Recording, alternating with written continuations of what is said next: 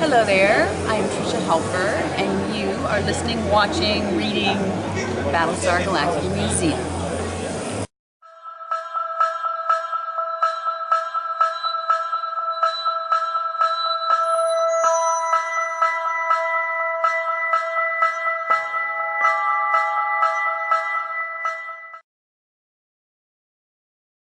How are you, and how was the flight over from Los Angeles? I am doing good. I got enough sleep. Flight over from LA was good. It was direct flight, which was nice, so I managed to get a little bit of sleep and not be too tired. Now, in the past couple of months, you've been working on Isolation. Can you tell us a bit more about the project and your character? Isolation is an independent film. I'm actually going back to shoot 1 or 2 more days in Bahamas. We shot a little bit in Bahamas, and then the rest in Mississippi, pretending to be Bahamas. And then we go back, and I've got 1 or 2 days left. It's a thriller. Dominic Purcell, Luke Mabley, an English actor, Stephen Lang, Marie, I can't pronounce her last name, Avrakopoulos from the CW's The 100, and myself. And it's basically about a couple. It's based off of a true story, and it's about a couple, married couple that kind of goes on vacation to get the spark back in their relationship, and they're renting a house on kind of an isolated island, and they come across kind of modern day pirates, you know, people that go around and basically rob and kill vacationers and kind of take over their houses for a while and then move on to the next island. So they come across some unsavory characters, shall we say, and that have to fight for their life. And judging your Twitter, you've been hurt quite a lot during the filming of this. You know, yeah, doing some stunts, and I fell on purpose. I had to fake a fall into the surf, but didn't know there was a rock underneath. And landed smack dab on my knee on a rock, so that kind of hurt for a while, yeah. And you've also been in the studio voicing Kerrigan for Starcraft? Yes, I've had a couple more sessions for Starcraft. Actually, another one when I get back this week for Legacy of the Void for the 3rd kind of installment. So it's always fun doing Sarah Kerrigan and Queen of Blades, because she's got such a story, you know, throughout the three games that I've done. And do you know when about we can expect the game to be out, or? I don't know when it's going to be out, so I can't even hedge a bet. No. So last year when we spoke to Katee, you were about a month away from your inaugural own Acting Outlaws motorcycle ride. Mm-hmm. Is there a plan for a second ride, or? We hope so. We actually have to get on that really soon if we're going to do it. Last year was hard because I had been filming in Montreal for 4 or 5 months prior on Ascension, and she had been filming, and it was just really hard to plan. But it was successful, and we had a lot of, we had about 75 people or something come out for it. It was a beautiful day, and so hopefully we hope to do it again, but I have to get together with Katee and figure it out yet. So hopefully in about the next month we'll have word if it's going to happen or not. Things like the Tulip Ride and the Toyota charity ride, and then there's the kitten rescue in one weekend, by the way. All in one weekend, so you basically helped raise $140,000 in one weekend. And then there's acting and voiceovers. Are you sure there's only one Tricia? Sometimes I do wish that there were clones of me that I could send and go on a trip somewhere. And certainly that weekend when I was racing in the Toyota Pro Celeb Grand Prix of Long Beach, that was a busy weekend, and then going up to Seattle, and then immediately the next day flying to Mississippi to start filming. I was pretty tired by the time I got to the film set. But I feel, obviously it can be tiring, but I also feel honored to be able to be in the position to have the experiences and also to be able to help out when I can. And why is that so important for you? I think we're all one community, and I think helping out is is important because at some time, sometimes I need some help out with things, and you never know what's going to happen in your lifetime, and I think it's important to give back to the community and to others. And we have to ask the Acting Outlaws 2016 calendar. Any plans? We have so many images from our last photo shoot that we may do like we did the year before, and the images are actually much different than the 2 years before. We did the same photo shoot with different images and in color and then black and white.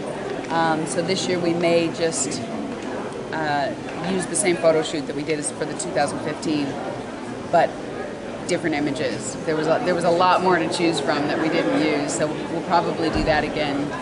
Because if we do a whole other shoot, then it's more money that gets taken away because we have to hire hair and makeup, we have to hire a studio, we have to do all that stuff. So if we can use get some other great images from the photo shoot, then there's more money that we can then end up donating at the end. But I've also shot with Dennis for transforming Tricia, the little online social media thing we did. So we're going to figure out something to do with that as well. I talked with Dennis just before I came here about if we're going to do a calendar of those images. Obviously not Acting Outlaws, but myself. Or if we're going to, I think we're going to make a print of one or two of them and give them away. So they're actually currently being printed, beautiful metallic print. We printed two to see which one we prefer, and then we're going to give it away to some, as a thank you gift for people who participated and did the likes of which ones they liked and that type of thing. So that's going to be coming up next is a giveaway for one of the transforming Tricia features. And now on to Battlestar Galactica. Six was quite a complex and diverse character, literally, because there were quite a few of them. Are there things about her that you wish people would have picked up on? I was fortunate in that I think people, if they watched, the whole series, they did get the nuances between the characters and things. I was very thankful to be able to have the other characters as they, as the seasons progressed. I was getting a little tired of just playing Head Six by the mid-second season when I first got Gina. Not that I didn't like Head Six, but she didn't have her own storyline, and it was getting a little tiring of how to figure out how to introduce her into the scene without other people seeing her, and it sort of started to feel like a bit of a shtick,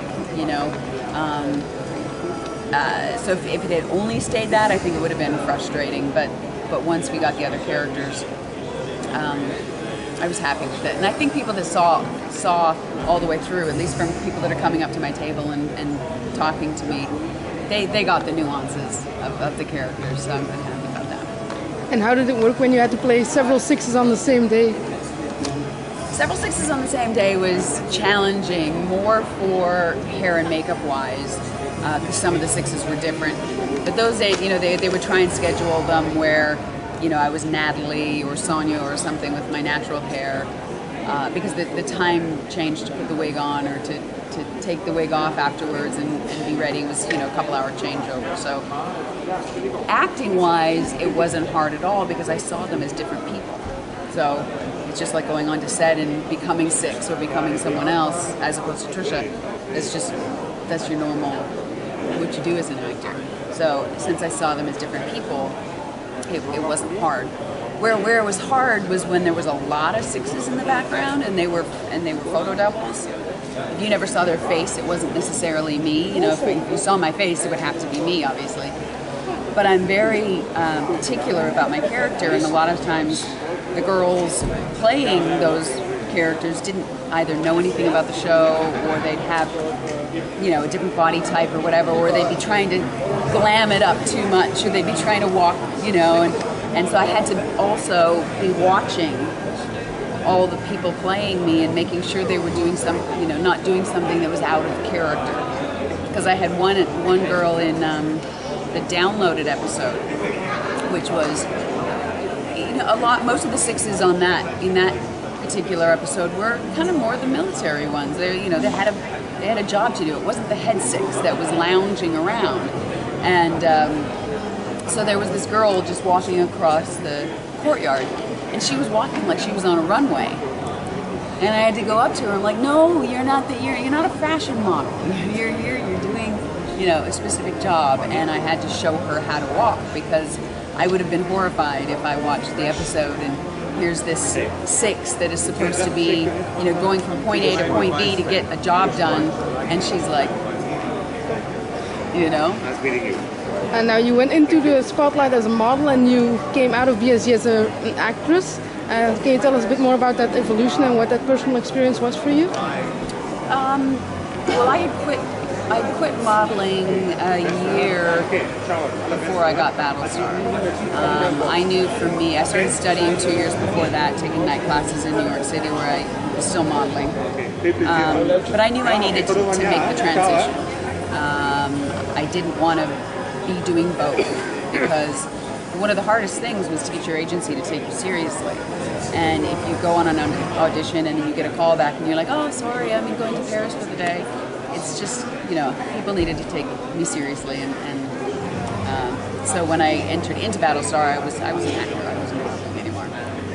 And what's next? Is there anything on your slate that people don't know about yet?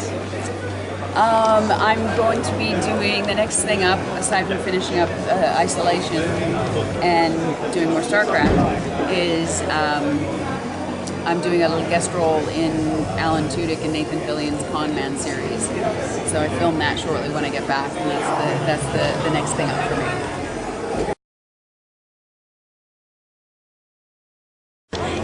I won't go grand enough of messages for humanity, but no, just thank you for following me, and I know I'm not as active as I could be, but it's I had fun, and yeah, let's just have some fun, basically. Hi, I'm Aaron Douglas, Chief Duro from Battlestar Galactica, and I am talking to the Battlestar Galactica Museum. I'm Tricia Helfer, and I am here for the museum.